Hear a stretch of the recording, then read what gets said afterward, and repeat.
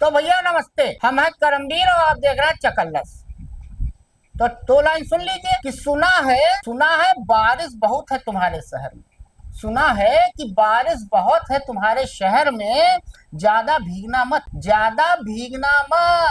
गलत फहमियां धुल गई तो हम बहुत याद आएंगे। तो भैया बड़ा लंका डंका बज रहा है। चाइना गए विश्वगुरु और वहां उनका बड़ा स्वागत हुआ। पता नहीं कौन सी कार दी शी जिनपिंग ने उनको।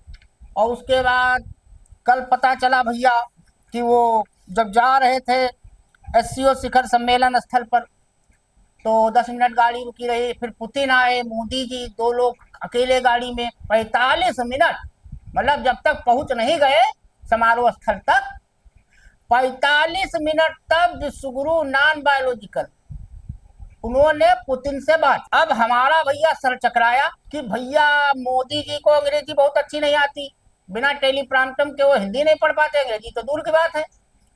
और जहां तक हमने जानकारी की कि पुतिन की भी अंग्रेजी बहुत अच्छी नहीं है और अंग्रेजी में बोलते भी नहीं, और बोलते रसियन है। तो भैया और कोई ट्रांसलेटर भी नहीं था गाड़िया में। तो मोदी जी हिंदी में बोले और पुतिन जी हिंदी में समझे, कि पुतिन जी रसियन बोले और मोदी जी रसियन में समझे। वैसे मोदी जी के बारे में एक चीज तो पक्का है, वो पंजाब जाते हैं तो पंजाबी बोलते हैं, बिहार में जाते हैं भोजपुरी बोलते हैं, बनारस में आते हैं बनारसी बोलते हैं, जौन भी प्रदेशवा में जाते हैं वहां की एक लाइन तो जरूर बोलते हैं। शुरुआत वो वहीं से करते हैं। तो हो सकता है मोदी जी को जब निमंत्रण मिला हो एससीओ बैठक में आने का, तो उन्होंने कोई ट्यूटर रखा हो और रसियन भाषा सीखी हो।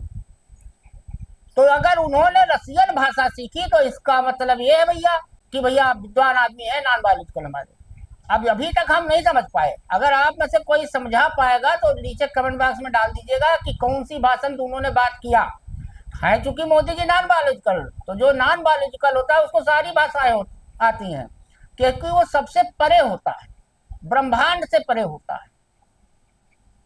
दूसरा भैया पता चला हमको, एक पत्रकार ने बताया, बड़े पत्रकार हैं, तो उन्होंने कहा कि मोदी जी की फोटो गोदी मीडिया खूब घुमा रहा है कि पुतिन और शी जिनपिंग बात कर रहे हैं अगल बगल और बीच में मोदी जी खड़े हैं। तो जैसे होता का है, पहले हमारे जमाने में छोटे थे जब हम, तो न्यू ईयर पे एक पोस्ट कार्ड आता था न्यू ईयर पे देने का, तो उसमें एक लड़का एक लड़की की परछाई बनी होती थी, दोनों एक दूसरे के हाथ पकड़े, बीच में दिल बना होता था। तो मोदी जी को फोटो वैसे ही है। तो उन्होंने कहा कि जो मोदी जी का फोटोग्राफर गया था उसने इस तरीके, मोदी जी को तरीका पता है, मैं खुद जानता हूँ, मैं भी एक ऐसे व्यक्ति के साथ रहा हूँ कि उनको फोटो खिंचाने का तरीका पता था, तो इशारा करते थे तो मुझे पता चल जाता था कि उनको इस एंगल की फोटो चाहिए। तो हमें लग रहा है कि उसने एंगल सेट किया कि जब शी जिनपिंग और पुतिन जी आपस में बात कर रहे हो और उसके ठीक सामने बीच में मोदी जी को किस एंगल से लाना है। हालांकि बात शी जिनपिंग और पुतिन कर रहे थे, मोदी से इन दोनों का कोई लेना देना उस बातचीत में नहीं था, लेकिन मोदी जी को इस तरह सेट किया कैमरामैन ने, वो फोटो लगाया है हमने, पीछे लगा है, अब देख लीजिएगा, इस तरह सेट किया कि लगे कि ये तीनों आपस में कोई बहुत महत्वपूर्ण मुद्दे पे, जैसे अमेरिका का सत्यानाश कर देंगे या कुछ और कर देंगे या पता नहीं क्या कर देंगे, कि कोई बड़ा महत्वपूर्ण मुद्दे पे तीन दुनिया के बड़े ताकतवर नेता बात कर रहे हैं। ये है फोटो का ट्रिक, ये होता है।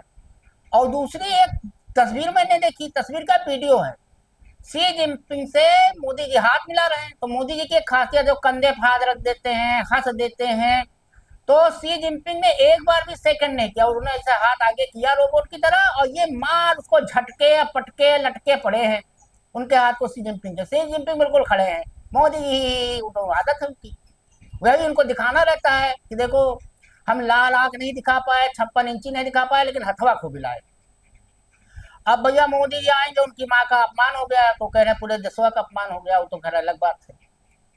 तो कुल मिला के भैया ये है कि अब विश्वगुरु आएंगे, उनका बर्थडे ईयर है, मंथ है ये, 17 सितंबर का तारीख है, 17 सितंबर को वो 75 साल पूरा हो जाएंगे। एक जानकारी मुझे हुई, अब पता नहीं सही है कि गलत है, गॉड नोज ओनली, कोई अगर इसको करेक्ट कर पाएगा तो भेजिएगा। पता चला कि मोदी जी बड़नगर के जिस रेलवे स्टेशन चाय बेचते थे, वहां तो खैर स्टेशन में नहीं था, वो तो पक्का झूठ है, लेकिन पता चला कि मोदी जी पुराने कांग्रेसी और पक्का नेहरूवादी हैं। नेहरू जी के अंदर और मोदी जी के अंदर एक समानता है, बस एक में पॉजिटिव थी, एक में नेगेटिव थी। नेहरू जी भी बड़े जिद्दी थे। देश आजाद हुआ तो कई देशों ने उनसे कहा कि भाई हम आपको हेल्प कर दें, आपके यहाँ इंफ्रास्ट्रक्चर डेवलप कर दें वो कर दें। नेहरू जी ने कहा ना, मुझे किसी देश की जरूरत नहीं, जरूरत पड़ेगी मदद लूंगा, मैं अपने देश को अपने बूते पर सक्षम बनाऊंगा। उन्होंने नवरत्न कंपनियां बनाई थी, वो पॉजिटिव थी। मोदी जी के साथ क्या है, मोदी जी ने 2002 के दंगे के बाद उनको कई दुनिया के देशों ने बैन कर दिया था। और एक मजेदार मैं आपको बात बताऊं, शायद आप में से बहुत लोग जानते नहीं होंगे, राष्ट्रपति अमेरिका के पूर्व जो बाइडन उस वक्त उपराष्ट्रपति थे, उन्होंने ही साइन किया था इस रोक पर। तो मोदी जी के अंदर एक जिद है। मैंने पता किया कि भाई मोदी जी इतना दुनिया भर काहे टहलते हैं, तो उसका पता चला इनके अंदर जिद थी कि जिन जिन देशों ने मुझे बैन किया है, मैं उन सब देशों में एक दिन जरूर जाऊंगा। अब जा रहे हैं, सारे देश वो निपटा चुके हैं जिन जिन ने बैन किया था। तो मामला ये था कि मोदी जी पहले कांग्रेसी थे। पता कैसे चला हमको? पहली बात तो मोदी जी झूठ बोले कि उनके पिताजी की चाय की टपरी थी और वो चाय बेचते थे। मोदी जी के चाचा, जहां पे बड़नगर रेलवे स्टेशन आज की डेट में है, उसके जस्ट सामने एक बस अड्डा था। अमूमन छोटे शहरों में बस अड्डा और रेलवे स्टेशन आमने सामने अगल बगल होता है। तो उस बस स्टैंड पे, जो सरकारी बस स्टैंड था, उसके सरकारी कैंटीन के ठेकेदार उनके चाचा थे, मोदी जी के। वहां कभी कभी मोदी जी भी जाते थे, तो जैसे होता है हेल्प करने के लिए, घर का कोई आदमी है तो चाय वाय, ग्राहक बैठा है तो दे दो, ये वो करते थे। अब लाजमी बात है, अगर सरकारी बस अड्डे पे आप ठेका पा रहे हो, तो आपका कहीं ना कहीं जिस सरकारी बस अड्डा है, उस प्रदेश में जिस पार्टी की सरकार है, बिना उसके बरद हंस के आपको नहीं मिलेगा।